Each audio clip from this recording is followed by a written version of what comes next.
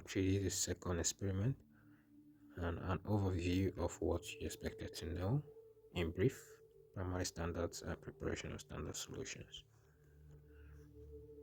Now, standardization is what is important. Usually, you'll be standardizing a particular concentration of a prepared solution using a standard solution. Okay, standardization is just the process of finding the exact concentration of an unknown prepared solution by using a known solution.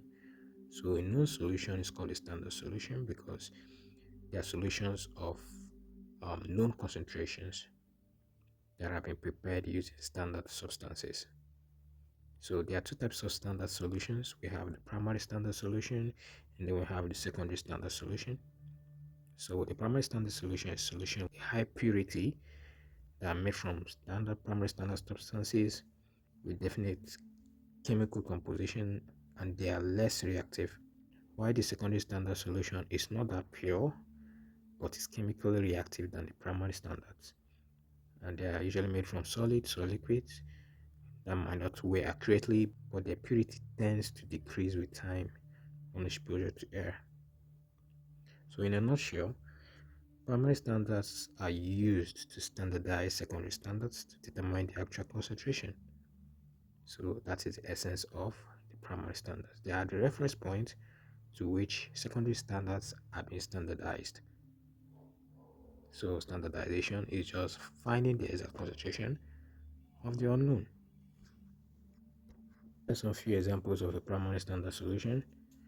So we have dry sodium chloride, dry potassium chloride, you have the oxalic acid, ethanediolic acid, and some pure metallic substances such as magnesium, copper, zinc, etc.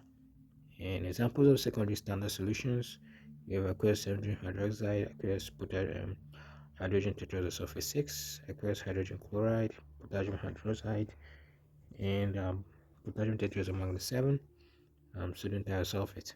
So these are few examples of a secondary standard solution. So and there are some characteristics of a primary standard, which we've mentioned earlier in the definition, is extremely pure and should be highly stable, should be anhydrous, shouldn't contain water crystallization. That's what it means. It is less hygroscopic. That means it doesn't absorb moisture from the air.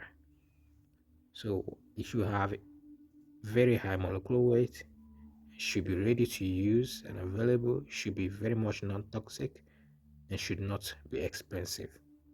So these are a few characteristics of primary standard.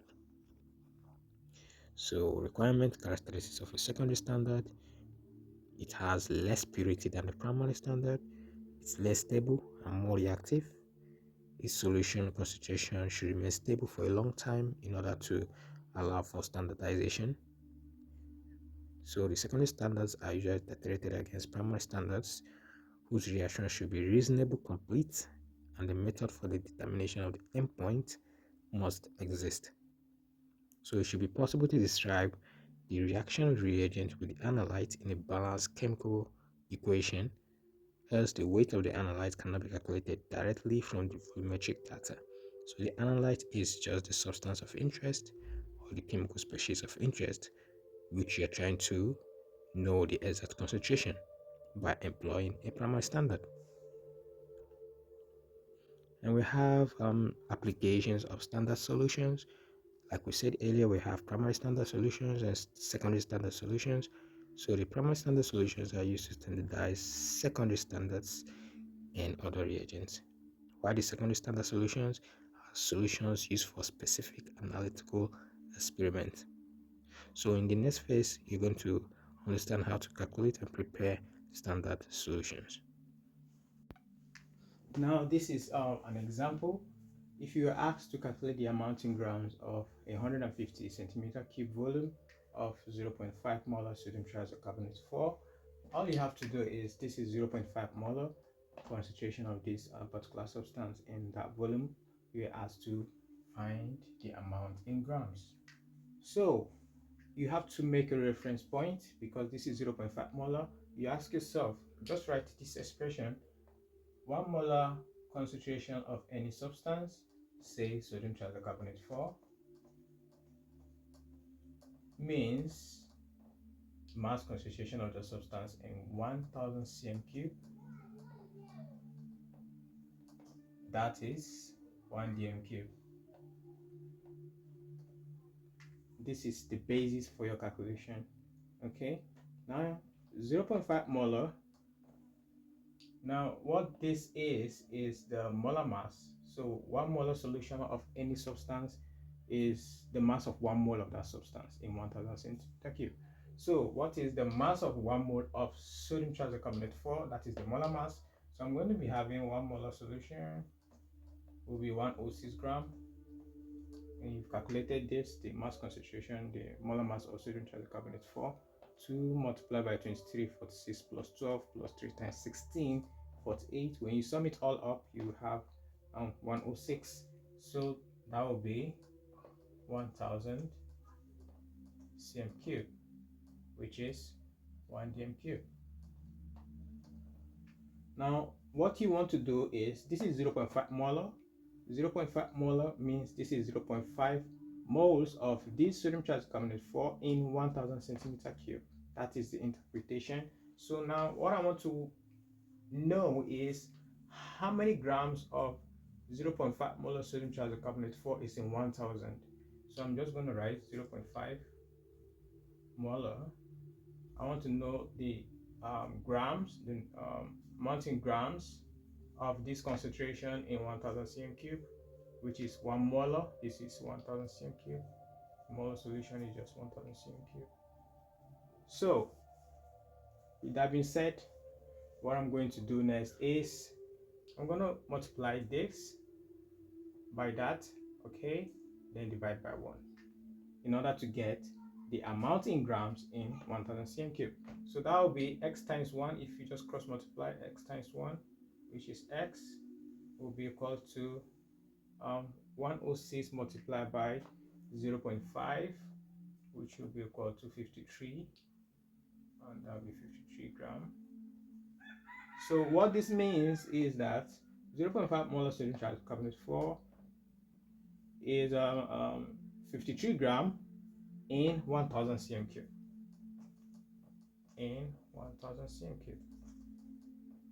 1000 cm cube, because the molar concentration, your concentration is 1000 cm cube. So 0.5 molar sodium tricarbonate 4 is 53 gram, okay, of sodium tricarbonate 4 in 1000 cm cube. Now, this is going to help you to now calculate the amount in grams in 150. So you ask yourself, if 53 grams of sodium tricarbonate 4 is in 1000 cm cube, how much will be in 150? So now I'm going to clean just the top area. Now we can go back from here. So if 53 grams of sodium tricarbonate 4 is in 1000 cm cube, so how much will be in 150? So this is where you get to solve the question completely. So the same thing we did here, cross multiply, we're going to apply it there again. So it's going to be x multiplied by 1000, then 150 multiplied by 53, that will give me 1000x, plus 150 times 53 will be 7950. So in order to get the amount in gram in that volume, divide both sides by 1000. So we're going to be having 7.95 gram. So this means 7.95 gram of 0.5 molar sodium tricarbonate 4 would be in 150 cm cube. Okay, and in order to prepare this, you just have maybe a graduation of 150, max 150. So you introduce exactly 0.95 gram in a beaker, dissolve it with some volumes, let's say about 50 cm cube, and then fill it up with distilled water to reach the mark. That way you've prepared exactly 7.94 gram in 150 cm cube.